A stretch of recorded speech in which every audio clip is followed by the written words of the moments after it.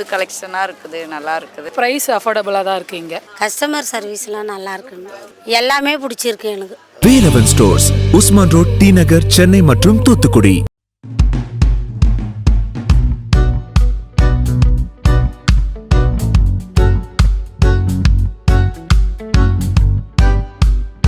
இந்த பண்டிகை எப்போ வேணா பண்ணுங்க. நம்ம 2026 மே மாசம் எலெக்ஷன் முடிஞ்ச பண்ணுங்க.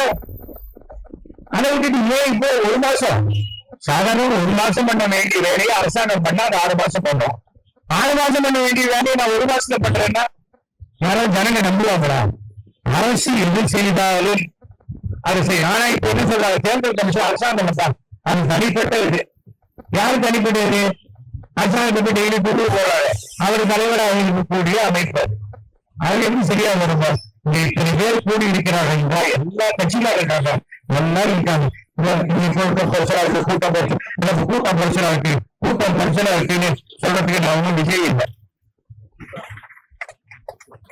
விஜய் பாத்ரூம் போகும்போது கூட்டம் வருதா? அவருக்கு தேவைப்படும் போதெல்லாம் கூட்டம் வேண்டாம். அவர் பட்டிமன்றம் இருக்கும்போது கூட்டம் வேண்டாம். அவருக்கு ரோட்ல போகும்போது கூட்டம் வேணும், கூட்டம் வேணும்னா என்னத்துக்கு கூட்டம்? 25 கேமரா இருக்குது, இது 25 லட்சம் பேருக்கு போய் சேர போகுது. அந்த மாதிரி பெரிய கூட்டத்தை கூட்டிட முடியுமா? அவங்களை ஒண்ணு சேர்ந்து அப்புறம் செத்துட்டா எங்க வீட்டுக்கு பாடி ஒன்று காட்டு நான் ஒரு ஆறுதல் சொல்றேங்கிறது அரசியல்ங்கிறது ரோடுக்கு வந்து பண்ண வேண்டியது அரசியல். அதை விட்டுட்டு வீட்டுக்குள்ள உட்காந்துருக்கு. அப்புறம் நாளைக்கு அவங்க எம்எல்ஏ ஆயிட்டா பேசிக்கிட்டா, நிஜமாக ஆயிட்டு வாய்ப்பு கிடையாது. ஆயிட்டாக்க தமிழ் வந்து அசம்பிளியை நடத்திட்டு சொல்றாரா? சினிமா வேறங்க, சினிமா பொய், சினிமா பின்ன. நான் 95 படம் நடிச்சிருக்கேன், அதனால நான் சினிமாவில் நடிச்ச கேரக்டர்லாம் இருக்க முடியுமா? 65 ஹீரோயினை கல்யாணம் பண்ணிட்டு இருந்தேன், எல்லாரையும் வீட்டுக்கு கொடுத்துருக்கீங்களா? சினிமாவில் அடிக்க மாட்டோம். முதல்ல தெரிஞ்சுக்கணும் எது வாழ்க்கை, எது மேக்கப், அதை நம்ம தெரிஞ்சுக்கணும். போலீஸ்காரங்க எனக்கு பாதுகாப்பு கொடுக்கல, போலீஸ்காரங்க பாதுகாப்பு கொடுக்கல. ஏன் பாதுகாப்பு கொடுக்கல? போலீஸ்காரங்க இருக்கிறவங்க நெட்டி வச்சு அடிக்கிறாங்களா? சும்மா போலீஸ்காரங்க ஒரு வீட்டு வாட்ச்மேன் மாதிரி நினைக்கிறத முதல்ல நிறுத்தணும்.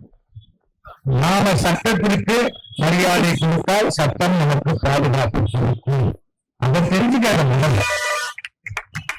அதுக்கே புரியல, சும்மா அணிக்குட்டி மாதிரி ஒரு அங்கேயும் எங்கேயும் தாவைக்கு நிறுத்திட்டு அவங்க பாருங்க. தமிழ்நாட்டுல கிட்டத்தட்ட 50 லட்சம் ஓட்டு காணாம போகுதுன்னா அது அத்தனையும் அணில் கூட்டிக்கு ஓட்டுதான். அவங்களுக்கு பூத்துக்கு போக தெரியாது, ஒண்ணுமே தெரியாது. எங்கேயாவது ஆர்ப்பாட்டம் கொடுங்க, துப்பாட்டம் போட்டு படிச்சுட்டு அப்படின்னா இந்த வெற்றி கழகத்தான் நடக்கும். அதனால இந்த கதை என்ன சொல்றேன்னா, நீ இங்கிருந்து வந்தாலும் சரி, எங்கேருந்து வந்தாலும் சரி, ஒரு நல்ல நோக்கத்துக்காக சேர்ந்திருக்கணும். நாம இங்க என்னைக்கு ஃப்ரீயோ அந்த பூத்துக்கு போங்க, நீங்க ஹெல்ப் பண்ணுங்க, ஃபார்ம் ஃபில்அப் பண்ணுங்க. அத்தனை பேர் தமிழ்நாட்டில் படிச்சவங்க, இந்தியாலேயே அத்தனை பேர் படிச்சவங்க இல்லை. எம்பிலேயே 2வது படிச்சவங்க எம்பியா தான் இருக்காங்க, 1வது படிச்சவங்க எம்பியா இருக்காங்க. அவங்களுக்கே யாரோ ஃபார்ம் ஃபில்அப் பண்ணிக்கிறாங்க. அப்படி இருக்கும்போது சும்மா நான் அதை ஒரு ஜிஎஸ்டியை பற்றி ஒரு விஷயத்த நான் இப்ப சொல்றேன். நான் ஜிஎஸ்டி குறைச்சிட்டேன், எங்களுக்கு அது வச்சு உங்களுக்கு அப்படியே வரி குறைஞ்சு போச்சுங்கிறாங்க. என்ன பண்ணிட்டாங்க தெரியுமா? சிகரெட்டுக்கு 40% வரி, அது ஒரு போதை பொருள் அப்படின்னா சொல்லிட்டு பீடியோடைய வரிய 18% 5% ஆகிட்டாங்க. பீடிதான் எடுத்துட்டு ரொம்ப கெடுதல், நேர கேன்சர் வரும். ஆனா என்ன, அந்த பீடி தயாரிப்பவர்களால வட இந்தியாவில இருக்காங்க, அது ஒரு மாஃபியா பாபி.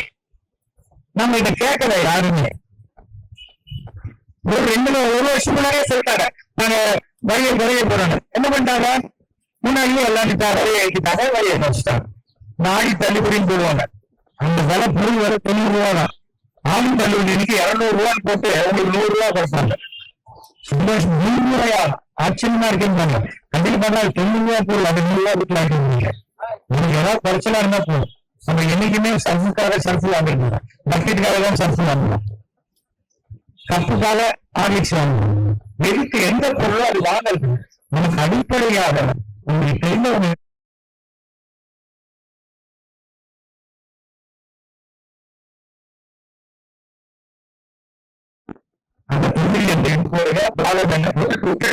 எதையாவது எச போட்டு அழிக்கிறேன், வெள்ளை போட்டு அழிக்கிறேன் அப்படின்னு இதெல்லாம் சாப்பிட்டு வச்சுக்காங்க.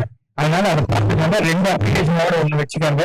இந்த போராட்டம் இதுக்கு இங்கதான் இருக்கீங்க. இது புகழ் சரித்திர புகழ் வாய்ந்த சிறப்பு வாய்ந்த இடம் இந்த சைதாப்பேட்டை காரணம். அதனால இப்படிப்பட்ட இடத்துல வந்து பேசுவதற்கு அழைப்பதற்கு என்னுடைய அருமை நண்பர் பசிகரனுக்கு என்னுடைய மனமார்ந்த நன்றியை நான் தெரிவித்துக் கொள்கிறேன். ஏன்னா இந்தியாவுடைய வெற்றியே யூனிட்டி இன் டைவர்சிட்டி.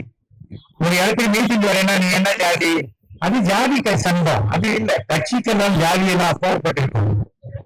என்னுடைய அருமை நண்பர் திருமாவளவன், நான் அவரு ஒன்னா போய் ஓட்டு கேட்டோம். இன்னைக்கு ஜாதி கீட்டு எல்லாம் தமிழ்நாட்டுல இங்கெல்லாம் கொடுத்தாங்க. வாங்க ஒழுங்கா இருந்தீங்கன்னா இந்த தேர்தல் ஆணையம் கொடுக்குற அப்ளிகேஷன் கரெக்டா ஃபில்அப் பண்ணி கொடுத்தத மரியாதையா சரி பண்ணி கொடுக்கணும். இல்லைன்னா மறுபடியும் கோர்ட்ல போய் அசிங்கப்படுவாங்க. இந்த எலெக்ஷன் கமிஷன் கமிஷனுக்கு அசிங்கப்படுறதே வேலையா போச்சு. நம்ம என்ன பண்றது? ஜட்ஜெல்லாம் இப்ப புதுசா யோசிக்கிறதே இல்லை. ஏற்கனவே ஏஜென்சிலே படிக்கலாம்ப்பா அப்படிங்கிற அளவுக்கு தான் அவங்க நடந்துக்கிறாங்க. அந்த மாதிரி இருக்கிறது. சோ மீண்டும் நம்ம எல்லாருக்கும் சொல்றேன், எங்களுடைய எப்படிப்பா ஃபில்அப் பண்றது நம்மளுடைய உரிமை. யாரு இந்த மாதிரியான நம்மளை படுத்தினாங்களோ அவங்களுக்கு ஒரு ஓட்டு கூட வராம அவங்களை எடுத்து ஓட்டு போடுங்க. உங்களுக்கு பிடிச்ச ஓட்டு போடுங்க. ஏன்னா இது அரசியல் மேலே இல்லை. நான் யாரு ஓட்டு போடுறேன் இதெல்லாம் நான் சொல்ல மாட்டேன். அது சொல்றதுக்கு தனியா ஒரு சுற்றுப்பயணம் வரல. ஓகேயா? அதை பத்தி கவலைப்படாதீங்க. நமக்கு அதெல்லாம் ஒரு பிரச்சனையும் கிடையாது. நம்ம பொறுத்த வரைக்கும் 3 லட்சம் அரசாங்கம் இருந்தா எல்லாருக்கும் நல்லது. அதான் சொல்றேன், இந்திய ஜனநாயகத்தினுடைய மாண்பை காப்பதற்காக நான் இது எனக்கு அதிகமா வயசாக 75 தான் ஆச்சு. டிசம்பர் 26 அன்னைக்கு 76 ஆரம்பிக்குது. நான் இதுவரைக்கும் ஒரு முறை கூட ஓட்டு போடாத தேர்தலே கிடையாது. நான் அதை பெருமையா நினைக்கிறேன். நான் யாரு போனாலும் கொடுக்கலாம். ஆனா ஓட்டு போடுவது என்பதை அது எனக்கு ஒரு புது அரசு கொடுத்த கௌரவம். அந்த கௌரவத்தை தடுக்கிறதுக்கு தேர்தல் கமிஷனுக்கு எந்த அதிகாரமும் கிடையாது. உனக்கு எப்படி ஓட்டு போடுறது